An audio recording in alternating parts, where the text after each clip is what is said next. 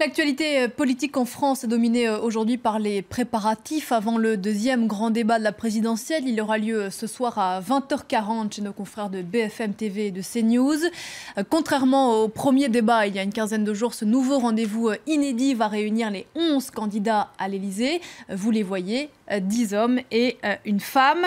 La presse française, Axel May, bonjour, revient évidemment sans surprise largement sur ces dernières heures avant le débat. Oui, 15 jours après ce débat d'avant-premier tour que vous évoquiez. Voici donc les 11 candidats en lice. Alors, une petite remarque, je crois que en fait, il y a deux femmes, si on compte bien. Et ça amuse beaucoup la Nouvelle République. Vous avez raison. 11 candidats sur un plateau.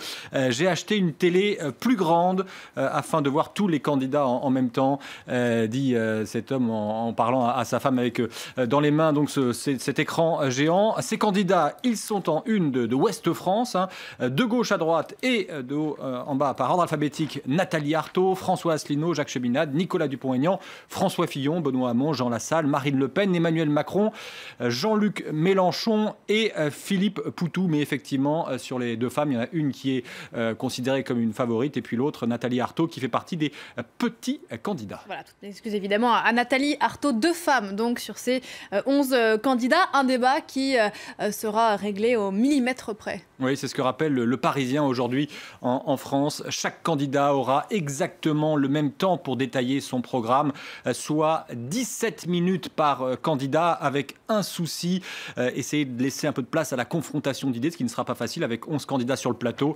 Bref, attention au risque de voir un débat indigent.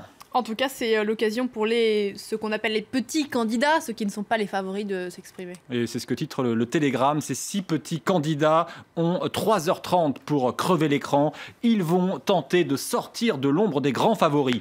C'est leur heure de gloire, écrit l'Opinion, qui face aux deux journalistes, hein, vous les voyez ici représentés sous forme de caricature, qui seront chargés de les interviewer. Eh bien, les 11 candidats ont été représentés façon Schtroumpf, un peu pour dire tous dans le même sac. En tout cas, c'est le même titre pour la une du Figaro. Mais là, les petits candidats sont en photo. L'heure de gloire de ces petits candidats. Face aux poids lourds, que vont-ils peser ? Comme le souligne le Figaro, ils ont en commun d'avoir des intentions de vote très, très basses.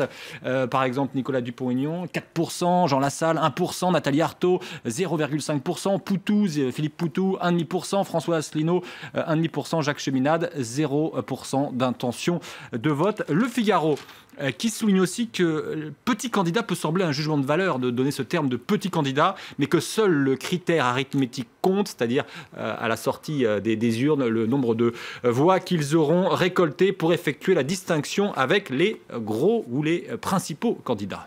Et justement, le Parisien aujourd'hui en France fait sa une ce matin sur l'un de ces gros candidats. Oui, une façon, diront certains, de faire campagne pour Emmanuel Macron, car c'est bien le candidat du mouvement En Marche qui est en une du Parisien aujourd'hui en France. Il est l'homme à abattre, la cible numéro 1, assure le journal, même si le principal intéressé s'en défend. À 20 jours du premier tour, les candidats, quels qu'ils soient, jettent toutes leurs forces dans la bataille.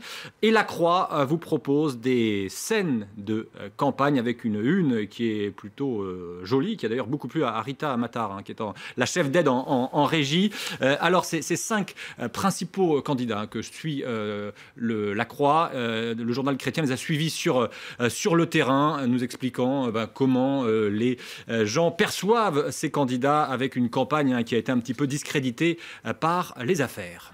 Et puis Libération a fait un choix étonnant, pas de candidat à la une ce matin. Non, regardez cette une, bête de campagne. C'est ce qui est inscrit en une du journal de gauche. Alors on ne devine pas quel est le candidat qui est au milieu des micros. Ça a été pris, cette photo évidemment, au Salon international de l'agriculture au mois de février.